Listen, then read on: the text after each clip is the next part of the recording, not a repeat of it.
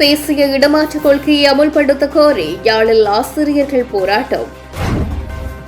குருந்தூர் மலை விவசாயிகளை விடுவிக்க கோரி யாழ் பல்கலையில் போராட்டம். எதற்கும் தயாராக இருங்கள், கட்சி உறுப்பினர்களை தயார்படுத்திய டாக்டர் தேவானந்தா. வெண்கல செட்டிக்குளம் பிரதேச சபையை தென்னிலங்கை கட்சிக்கு விட்டுக் கொடுக்க தமிழரசு கட்சி இணக்கம். CVK சிவஞானத்துக்கு நீதிமன்றம் பிறப்பித்துள்ள உத்தரவு. மாணவர்களை மையப்படுத்தி போதைப்பொருள் விநியோகம், கோடீஸ்வரன் குற்றச்சாட்டு. உணவு ஒவ்வாமையினால் 78 மாணவர்கள் வைத்தியசாலையில் அனுமதி. லண்டனில் இருந்து உறவுகளை தேடி முள்ளிவாய்க்காலுக்கு வந்த தம்பதி நெகிழ்ச்சி சம்பவம். அனுரவின் அமைச்சருக்கு பெறுமதியான வீடு, நாடாளுமன்றில் அம்பலப்படுத்திய அர்ச்சுனா. கடற்தொழிலாளர் மீது துப்பாக்கி சூடு, கடற்படையினருக்கு சந்திரசேகர் பணிப்புரை.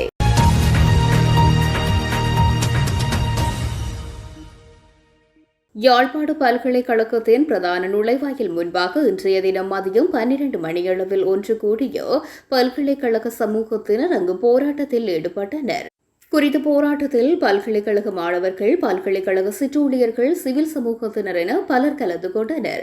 போராட்டத்தின் போது பல்கலைக்கழக நுழைவாயில் போலீசார் நிறுத்தப்பட்டு கண்காணிப்பு பணியில் ஈடுபடுத்தப்பட்டனர். கடந்த மே மாதம் 10ஆம் தேதி குமிழமுனை தண்ணி முறிப்பு குளத்தின் கீழான நீர்ப்பாசனத்தினூடாக விவசாயம் செய்யும் நோக்கில் காணியின் உரிமையாளர் தனது பணியாட்களை கொண்டு உளவியந்திரத்தின் மூலம் குருந்தூர் மலை பகுதியில் விவசாயத்தில் ஈடுபட்டார். இதன்போது தொல்பொருள் தளத்தை சேதப்படுத்தியதாக கூறி தேரர் ஒருவர் செய்த முறைப்பாட்டுக்கு அமைய 2 விவசாயிகள் கைது செய்யப்பட்டு விளக்கமறியலில் வைக்கப்பட்டுள்ளனர். குறித்த விவசாயிகளை உடனடியாக விடுதலை செய்ய கோரியே குறித்த போராட்டமானது நடத்தப்பட்டது.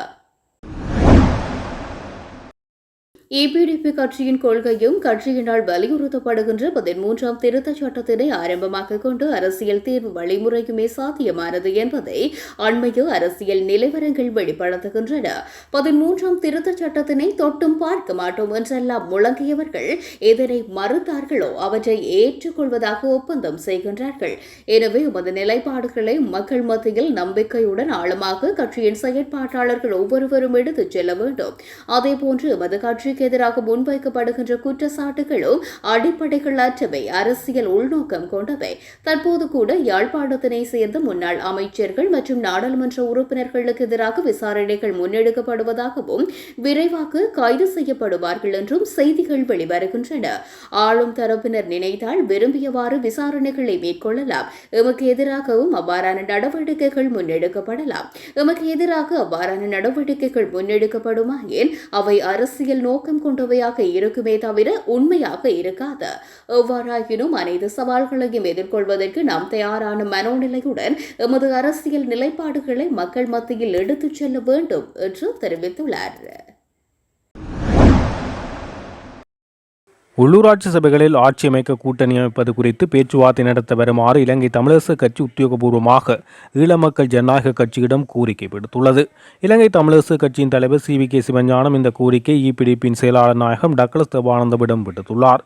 நேற்றிரவு 11:52 மணிக்கு CVK சிவஞானம் தனது தொலைபேசி வழியாக இந்த வேண்டுகோளை விடுத்ததாக ஈழமக்கள் ஜனநாயக கட்சியினுடைய செயலாளர் நாயகம் டாக்டர் தேவானந்தா தெரிவித்துள்ளார்.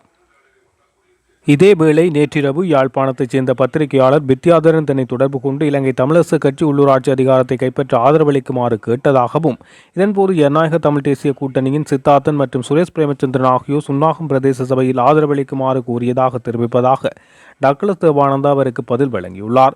எனினும் இன்று தனது பத்திரிகையில் தமிழ் தேசிய பேரவையுடனான கூட்டணி பேச்சைப் போல தோற்ற மயக்கம் ஏற்படும் விதமாக வித்யாதரன் செய்தி வெளியிட்டதாக தெரிவிக்கப்படுகிறது. இதே நிலையில் உள்ளூராட்சி சபைகளில் ஆட்சி அமைக்க தமக்கு ஆதரவு வழங்குமாறு இலங்கை தமிழரசு கட்சியிடம் தம்மிடம் ரகசிய பேச்சுவார்த்தை நடத்தி வருவதாக தேசிய மக்கள் சக்தி வட்டாரங்கள் தெரிவிக்கின்றன. இலங்கை தமிழரசு கட்சியின் முடிவெடுக்கும் வல்லமையுடைய முன்னாள் பாராளுமன்ற உறுப்பினர் ஒருவர் JVP தலைமையுடனும் யாழ்ப்பாணத்தில் உள்ள தேசிய மக்கள் சக்தி பாராளுமன்ற உறுப்பினர்களுடனும் பேச்சுவார்த்தை நடத்தியதாக அந்த வட்டாரங்கள் தெரிவித்துள்ளன. யாழ்ப்பாணத்தில் உள்ள உள்ளூராட்சி சபைகளில் ஆட்சி அமைப்பது தொடர்பாக இந்த பேச்சுவார்த்தைகள் நடப்பதாக தெரிவிக்கப்படுகின்றது. யாழ்ப்பாணத்தில் உள்ள அனைத்து சபைகளிலும் இலங்கை தமிழரசு கட்சி ஆதரிக்க தயாராக இருப்பதாகவும் ஆனால் யாழ் மாநகர சபை தமக்கு வழங்க வேண்டும் என்றும் இதற்கு முன்னாள் விரிவுரையாளர் கபிலனை முதல்வராக்குவதாகவும் தேசிய மக்கள் சக்தி நிபந்தனைகளை விதித்துள்ளது. இது தொடர்பில் கட்சிக்குள் கலந்துரையாடிவிட்டு பதிலளிப்பதாக தமிழரசு கட்சியின் பிரமுகர் தேசிய மக்கள் சக்தியினருக்கு குறிப்பிட்டுள்ளார். தேசிய மக்கள் சக்தியின் கபிலன் யாழ் மாநகர சபை உறுப்பினராகவோ முதல்வராகவோ பதவியேற்க விட மாட்டேன் என இலங்கை தமிழரசு கட்சியின் பதில் செயலாளர் எம். ஏ. சுமந்திரன் ஏற்கனவே பகிரங்கமாக அறிவித்துள்ளார். இந்த நிலையில் தேசிய மக்கள் சக்தியினர் விதித்துள்ள நிபந்தனை இலங்கை தமிழரசு கட்சியினரை சங்கடப்படுத்தும் என்பது குறிப்பிடத்தக்கது. தமிழரசு கட்சியின் தலைவராக இருந்த மாவை சேனாதி ராஜாவின் மறைவுக்கு பின்னர் அவருக்கு பதிலாக புதிய தலைவர் நியமிக்கப்பட்டுள்ள காரணத்தினால் அவரை இந்த வழக்கிலே முதலாவது எதிராளியாக பதிலீடு செய்வதற்கென இன்றைய தினம் குறித்த வழக்கு அழைக்கப்பட்டிருந்தது. அதற்கான ஆவணங்களை வழக்காளி மன்றிலே சமர்ப்பித்திருக்கின்றார். புதிய தலைவர் CVK சிவஞானத்துக்கு இந்த வழக்கு தொடர்பான அறிவித்தல் கொடுத்து எதிர்வரும் செப்டம்பர் மாதம் 1ஆம் தேதி தன்னுடைய பதிலை நீதிமன்றத்துக்கு சமர்ப்பிக்க வேண்டும் என இன்றைய வழக்கிலே நீதிமன்றத்தால் உத்தரவிடப்பட்டுள்ளது. இதேபோல சில நாட்களுக்கு முன்னர் சுப்பிரமணியம் பரமானந்தம் என்பவர் தான் கட்சி உறுப்பினர் எனவும் இந்த வழக்கிலே தன்னை இடைப்புகு மனுதாரராக சேர்த்துக் கொள்ளும்படியாகவும் ஒரு விண்ணப்பம் செய்திருந்தார். இந்த வழக்கானது சென்ற வருடம் பிப்ரவரி மாதம் தாக்கல் செய்யப்பட்டு யாராவது அக்கறை உள்ளவர்கள் வழக்கிலே இணைந்து கொள்வதனால் 2024 பிப்ரவரி 29ஆம் தேதிக்கு முன்னதாக மன்றுக்கு வர வேண்டும் என்று பத்திரிகைகளிலே அறிவித்தலும் பிரசுரிக்கப்பட்டிருந்தது. இந்த நிலையில் 1.5 வருடங்கள் கழித்து தன்னை இடைப்புகு மனுதாரராக சேர்த்துக் கொள்ளுமாறு சுப்பிரமணியம் பரமானந்தம் என்பவர் விண்ணப்பித்திருக்கின்ற காரணத்தினாலே நாங்கள் பலர் அதற்கு எங்களுடைய எதிர்ப்பை தெரிவித்திருந்தோம். எனினும் சில எதிராளிகளின் சார்பாக முன்னிலையான சட்டத்தரணிகள் எந்த எதிர்ப்பும் இல்லை, அவர் சேர்த்துக் கொள்ளப்படலாம் என்று கூறியிருந்தார்கள்.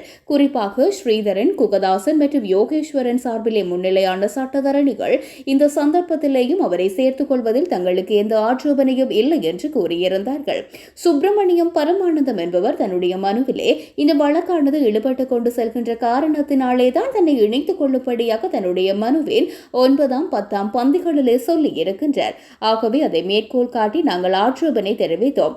அவரை சேர்த்துக் கொள்வதா இல்லையா என்ற விசாரணையே ஒரு வருடம் இழுபடும். இது வழக்கை இழுத்தடிப்பதற்கான ஒரு முயற்சி. எனவே அந்த இடைப்புகுனரை மனுவில் சேர்த்துக் கொள்ளக்கூடாது என்று எங்களுடைய ஆட்சேபனைக்காக வழக்கு எதிர்வரும் செப்டம்பர் மாதம் 1ஆம் தேதி தவணையிடப்பட்டுள்ளது.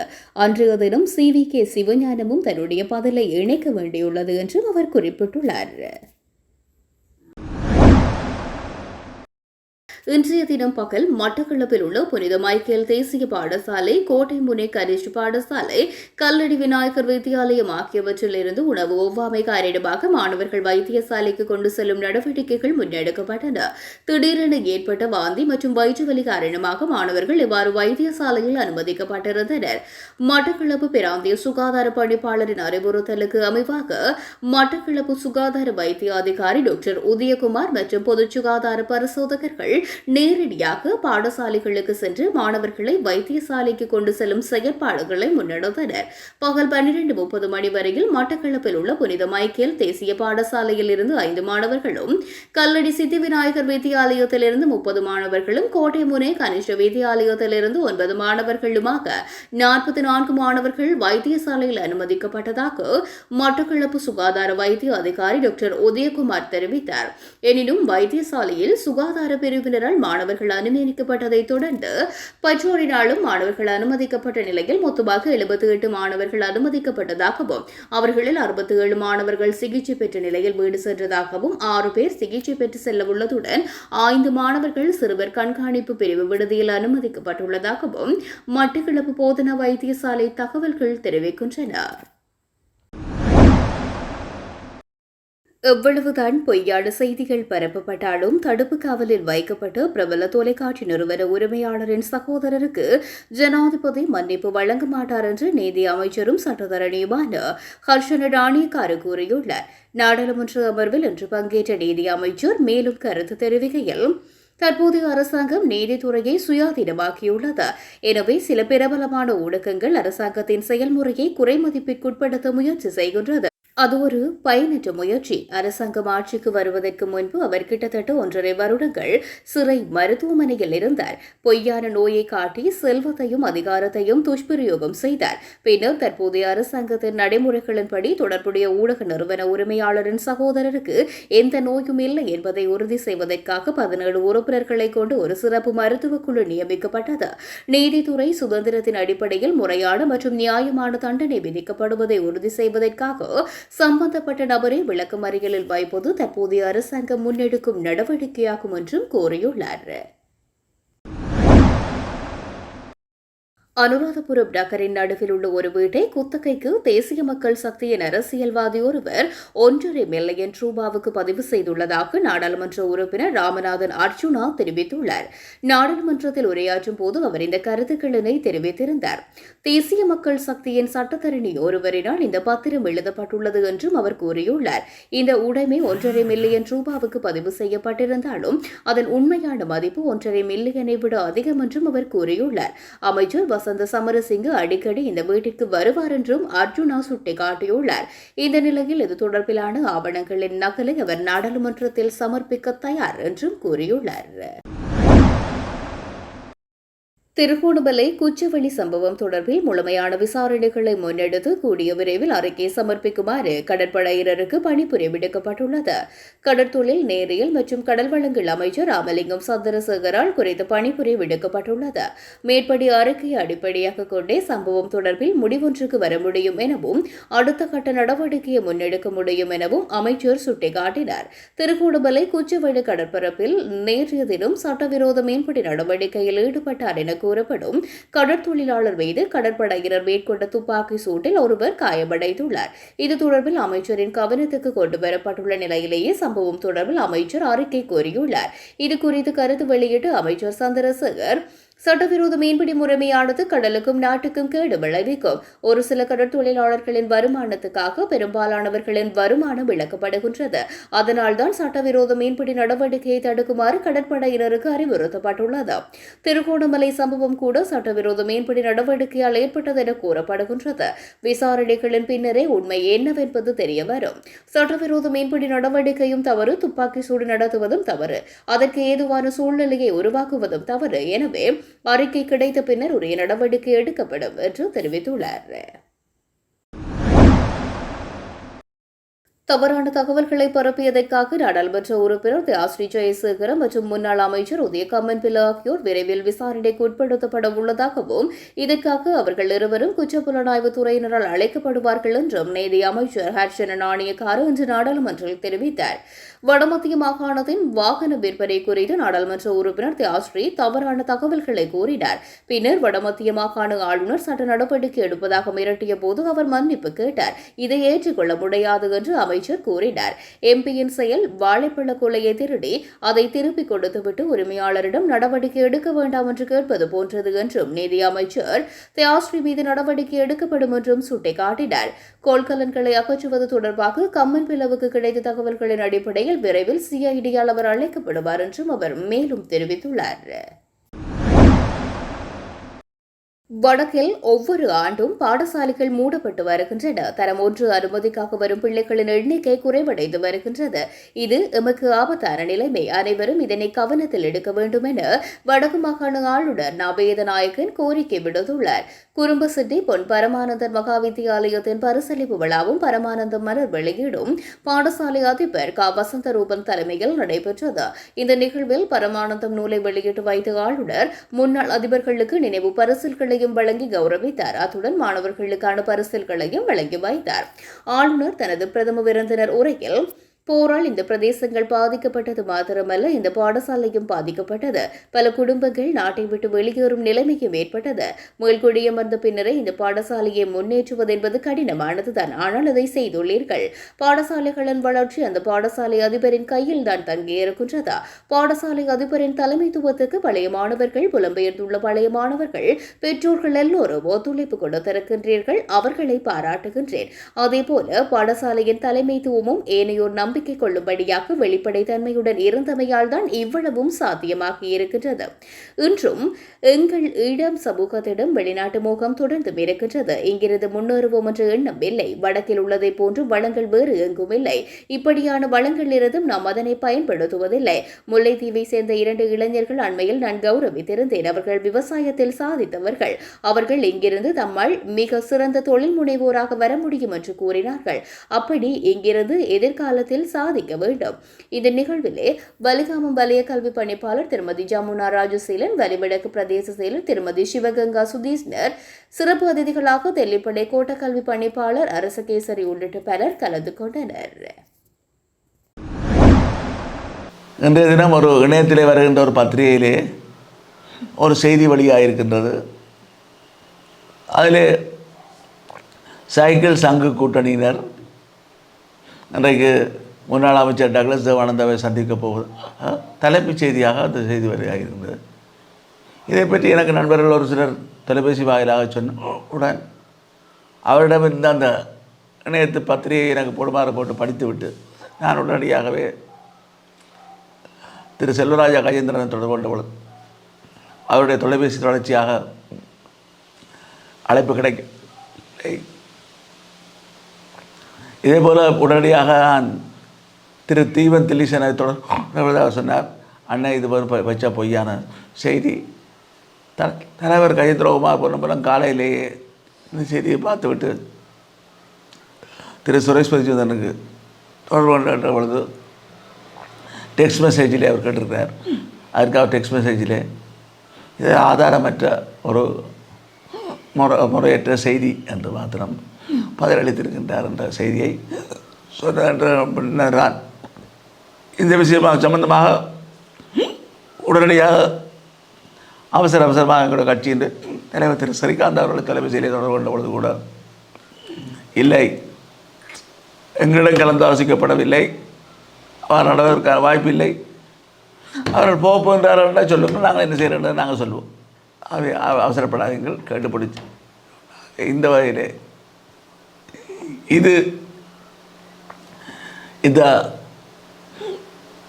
தமிழ் தேசிய பேரவையும் ஜனநாயக தமிழ் தேசிய கூட்டணியும் சேர்ந்த இவருடைய எண்ணிக்கையான ஆசனங்கள் சேர்கின்ற பொழுது ஏறக்குறைய 13-14 சபைகளிலே யாழ்ப்பாண குடாநாட்டிலே ஆட்சி அமைக்க என்று கரம் கொண்டிருந்த தமிழரசு கட்சிக்கு ஒரு பேரதிர்ச்சியாக இருந்திருக்கு. அவை நான் சொல்லக்கூடிய இந்த விதத்திலே அவர்களும் பேச வர வேண்டும். 3 தரப்பாக நாங்கள் ஒற்றுமையாக செய்து இதில் மற்றவற்றை உள்ளடக்கி தமிழ் மக்கள் கூட்டணியை உள்ளடக்கி 5 பேரும் சேரன்ற எல்லா ஆக்ஷனும் முடிஞ்சிடும். அவர்களுக்கும் நான் ஆதரவு கொடுத்து அவருடைய ஆதரவை பெற்ற வேண்டும். அதுக்கிட்ட இன்னொரு கூட செய்து வந்திருப்பதாக என்ன வந்து கொண்டிருப்பது தொலைபேசியில் அடுத்து கேட்டார்னா எல்லாத்தையும் நாங்கள் வந்து நேரமில்லை. திரு கஜேந்திரகுமார் ஒட்டுக்குழுக்களுக்கு தலைமை தாங்குகிறார். டாக்டர் அர்ஜுனா சொல்லியிருக்கிறார். நான் இது எல்லாத்தையும் போட்டு சொல்கிறதெல்லாம் சொல்லட்டும். ஆனால் நாங்கள் எல்லோரும் வடகிழக்கிலிருந்து தெரிவு செய்யப்பட்ட 19 எம்பிக்களிலே 8 ஜேவிபியை தவிர 11 பேரும் மக்களுக்காக ஒரு பொது உடன்பாட்டுக்கு வர வேண்டிய தேவை இருக்கிறது. அதை நாங்கள் நோக்கி பயணிப்போம் என்றது தான் நான் சொல்லியிருக்கிறேன். பதவிகள் இன்றைக்கு வரும், நாளைக்கு போகும், தேர்தல் வரும் போகும். மக்கள் தமிழ் மக்கள் தாங்களே ஆளக்கூடிய ஒரு சுயமரியாதைகள் இனமாக வாழ்வதற்கான ஏற்பாடுகளை நாங்கள் செய்ய கொடுக்க வேண்டியது எங்களுடைய கடமை என்று நான் கருதுகிறேன். இன்று காலை இலத்திரனியல் பத்திரிகை ஒன்றிலே சங்கு சைக்கிள் கூட்டணியுடன் ஈழமக்கள் ஜனநாயக கட்சியினுடைய செயலாளர் டக்ளஸ் தேவானந்தா அவர்களாகவும் சந்திப்பதாக ஒரு செய்தி வெளிவந்திருந்தது. இது தொடர்பில் தமிழ் தேசிய பேரவையினுடைய தலைவர் கஜேந்திரகுமார் பொன்னம்பலம் தன்னுடைய முகநூலிலும் இது ஒரு பொய்யான செய்தி என்பதை வெளியிட்டிருந்தார். இது தொடர்பில் ஜனநாயக தமிழ் தேசிய கூட்டணியின் ஊடக பேச்சாளருடைய கருத்து வாழணும். நானும் நீங்கள் சொன்னது போன்று பத்திரிகையில் செய்தி பார்த்தேன், தலைப்பு செய்தி பார்த்தேன். அந்த செய்தியை போடுவதற்கு முன்பு அதில் உள்ள சரிப்புள்ளைகளை அந்த பத்திரிகையினுடைய ஆசிரியர் எங்கள் யாரோடும் ஆலோசித்ததாக நான் அறியவில்லை. ஆகவே அவர் எங்கிருந்து அந்த செய்தியை எடுத்து போட்டார் என்பது அவருக்கு தான் வெளிச்சமானது. அவை அந்த செய்தியுடன் எங்களை தொடர்பு படுத்தி அதற்கான படங்களும் போடப்பட்டிருந்தது. ஆனால் நான் அறிந்த வரையில் அவ்வாறான சந்திப்புகள் எதுவும் இன்று நடைபெறவும் இல்லை.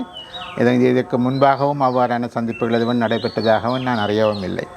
ஆகவே இன்று அது ஒரு பரபரப்பான ஒரு பேச்சாக இப்போ இவ்வாறான ஒரு நிகழ்வு நடக்க இருக்கிறது என்று உங்களை போன்ற பத்திரிகையாளர்கள் கூறுவதனூடாகத்தான் நான் அந்த விஷயங்களை அறிந்து கொண்டிருக்கின்றேன்.